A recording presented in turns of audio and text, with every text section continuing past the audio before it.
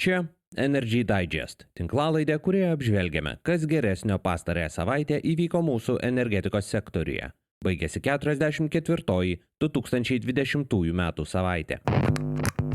Iš geresnių savaitės naujienų. Į Baltijos šalių planus mažinti elektros srautus iš Rusijos sureagavo Maskva. Amber Grid investuoja į žalią energiją ir išbandomi Vilniaus 3-osios termofikacinės elektrinės įrenginiai. Iš tokių vidutinių naujienų baltarusiška branduolinė jėgainė didina pirmojo reaktoriaus galią link 40%, o reguliuojami elektros tarifai gyventojams kitąmet augs beveik 5%. Be visų šių dalykų, Lenkai susidomėjo Fortum verslais Lenkijoje ir Baltijos šalyse, o energetikos ministerija siūlys dalį terminalo išlaikymo naštos permesti Igničiui. Štai papunkčiui. Niekas negalės pirkti mūsų politinės valios. Jungti su europiniais elektros tinklais. Yra turėti kiek įmanoma žemesnę kainą. Их энергетическое кольцо. Это создает для нас проблемы. Energetikos ministerija gavo Rusijos energetikos ministro Aleksandro Novako notą. Joje raginama peržiūrėti rengiamą Baltijos šalių prekybos elektra su Rusija metodiką. Su notos turiniu susipažino naujienų agentūra BNS. Anot jos, rusai ragina Baltijos šalis neriboti prekybos per Latvijos-Rusijos jungtį ir prekybai atverti Rusijos ir Estijos sieną. Rusų vertinimu, nauja metodika prekybos apimtį tarp Baltijos šalių ir Rusijos sumažintų 1 teravatvalandę per metus. Dėl priešingos priežasties šią metodiką neliko patenkintas ir Lietuvos energetikos reguliuotojas VERT. Anot jo vadovės Ingos Žilienės, šis dokumentas neįgyvendintų antiastravinio įstatymo ir turėtų būti tobulinamas. Reguliuotojas siūlo mažinti prekybinius Baltijos šalių pralaidumus su Rusija ir Baltarusija ne koeficientu 0,62, bet 0,28. Tai yra kiek griežtesnis reikalavimas nei griežčiausia Lietuvos pusės pozicija dėrybose. Valdančiąją koaliciją sudarinėjantis konservatorių lyderiai taip pat pareiškė, kad nueinantis energetikos ministras neturėtų prisimti nepagrįstų įsipareigojimų Baltijos šalių dėrybose dėl būsimų prekybos pralaidumų. Anot jų, dabartinė prekybos metodika, jei būtų patvirtinta, įteisintų antiastravinėme įstatyme draudžiamas veiklas.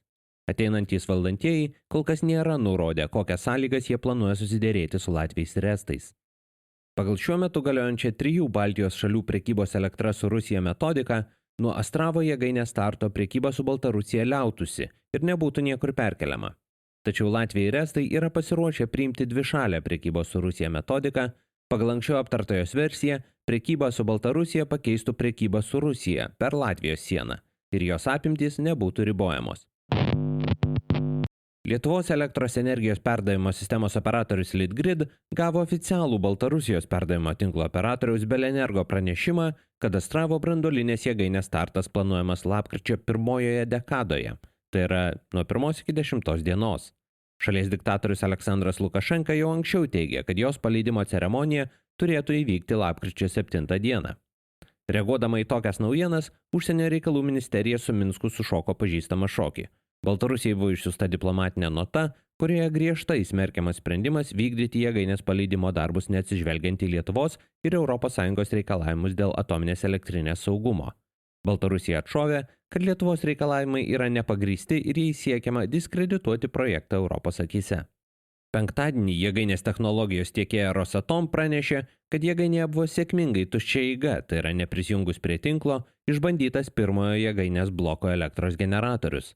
Bloko reaktoriaus galia dabar yra palaipsniui didinama iki 40% projektinio pajėgumo ir po papildomų įrangos bandymų ketinama ją prijungti prie elektros tinklo. Po šio veiksmo liausis prekyba elektra tarp Baltijos šalių ir Baltarusijos. Lenkijos bendrovių konsorciumas pateikė preliminarų neįpareigojantį pasiūlymą įsigyti Suomijos energetikos bendrovės Fortum parduodamą verslą Lenkijoje ir Baltijos šalyse. Pirkėjų konsorciumą sudaro Lenkijos valstybinė naftos ir dujų bendrovė Polskie Górnictwo Naftowe i Gazownictwo arba PGNiG, Lenkijos plėtros fondo padalinys PFR Investicija FIZ, AFM Investors bei Polska Grupa Energetyczna arba PGE. Apie tai, kad ši suomių bendrovės dalis bus parduodama, Reuters pranešė dar prieš mėnesį. Fortum oficialiai siekia mažinti su iškastiniais energijos ištekliais, Lenkijos atveju tai reiškia anglimi, susijusią verslo dalį. Parduodamas verslas vertinamas apytiksliai 1,5 milijardo eurų. Jei šią dalį suomiams pavyks sėkmingai parduoti, keisis dalies Lietuvos energetikos bendrovių savininkai. Fortum didžiausias verslas Lietuvoje – 1,5 atliekų deginimo jėgainės. Šilumą iš atliekų jį gamina Klaipėdoje, taip pat turi 49% Kauno atliekų deginimo jėgainės akcijų. Pati planavusi atliekų deginimo jėgainę Kaune, suomių įmonė 2015 metais tapo smulkesnėje partnerė bendrame jos ir tuometinės Lietuvos energijos projekte. Didžiąją dalį projekto jį turėjo užleisti dėl valstybės kapitalo dalyvavimo būtinybę, numatančių vyriausybės sprendimų. Reguliuotojas nustatė visuomeninio tiekimo kainos viršutinę ribą 2021 metams. Gyventojams perkantiems elektrą iš žemos įtampos tinklų, tai yra praktiškai visiems gyventojams, viršutinė riba siekia 11,39 centus už kilovatvalandę. Tai yra 4,5% daugiau nei šiemet. Apytiksliai tokia proporcija augs ir reguliuojami elektros energijos tarifai gyventojams. Juos reguliuotojas patvirtins iki lapkričio 30 dienos.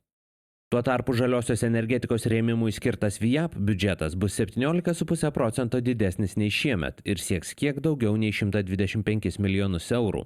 Tiesa, VIAP dedamoji prie elektros kainos, palyginti su dabar galiojančia, mažėja 7,5% dėl neatitikimų 2019 metų biudžete.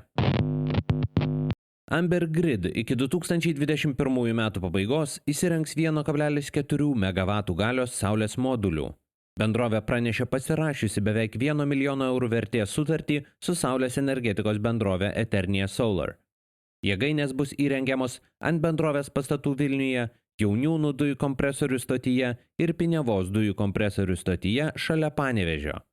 Įmonės dujų kompresorių skirstymo bei apskaitos stotys per metus vidutiniškai suvartoja apie 3 GWh elektros energijos. Tikimasi, kad saulės moduliai pagamins 1,3 GWh elektros ir taip patenkins 40% bendrovės energijos poreikio. Ignitis gamyba ėmėsi bandyti Vilniaus 3-osios termofikacinės elektrinės bendrasias sistemas ir atliko pirmojo bloko bandymus. Anot elektros biržai pateiktos informacijos, 180 MW elektrinės galios pirmasis jėgainės blokas buvo išbandytas beveik pilna, 170 MW gale. Jėgainės bandymas anot bendrovės atliekamas Lietuvai ruošiantis energetikos sistemos sinchronizacijai su kontinentinės Europos tinklų sistema. Tai buvo pirmas kartas, kai jėgainės įrenginiai buvo jungti nuo 2015 metų. Ir galiausiai, energetikos ministerija jau anksčiau skelbė siūlysianti keisti privalomojo dujų tiekimo per Independence tvarką. Šią savaitę ji pateikė kiek daugiau detalių. Siūloma per pusę nuo 4 iki 2 mažinti paskirtojo tiekimo dujų krovinių skaičių. Tiesa, pereinamuoju laikotarpiu paskirtajam tiekėjui Ignitis būtų kompensuojami 10% nuostolių patirtų parduodant 3 ir 4 dujovežį. Šiuo metu kompensuojami visi. Anot ministerijos, priėmus siūlomus sprendimus, paskirtojo tiekimo kaštai sumažėtų nuo maždaug 25 milijonų eurų šiemet iki 7 milijonų eurų 2021 metais. Ignitis į tai reaguodamas teigia, kad reguliavimas turėtų būti keičiamas po bendrovės kontrakto su Equinor pabaigos 2024 metais. Šiam kartui tiek. Jei tinklalaidė jums pasirodė įdomi, prenumeruokite. Energy Digest rasite bet kurioje podcastų programėlėje. Papasakokite apie tinklalaidę draugams, bendradarbiams, pažįstamiems. Galbūt jiems energetikos naujienos taip pat bus įdomios. Šis podcastas kuriamas to paties pavadinimo naujienlaiškio pagrindu. Jei mėgstate naujienas ir skaityti, o ne tik jų klausytis, laidos aprašyme rasite nuorodą, kurią sekdami galėsite užsiprenumeruoti naujienlaiškį. Kaip bene viskas šiame gyvenime, Energy Digest ilgainiui atsiduria socialiniuose tinkluose. Aprašyme rasite visas navigacijai reikalingas nuorodas. Taip pat ir į Patreon platformą, kurioje galite tapti tinklalaidės rėmėjais. Ačiū, kad klausėtės. Su jumis buvau aš, Naglis Navakas. Iki kitų kartų.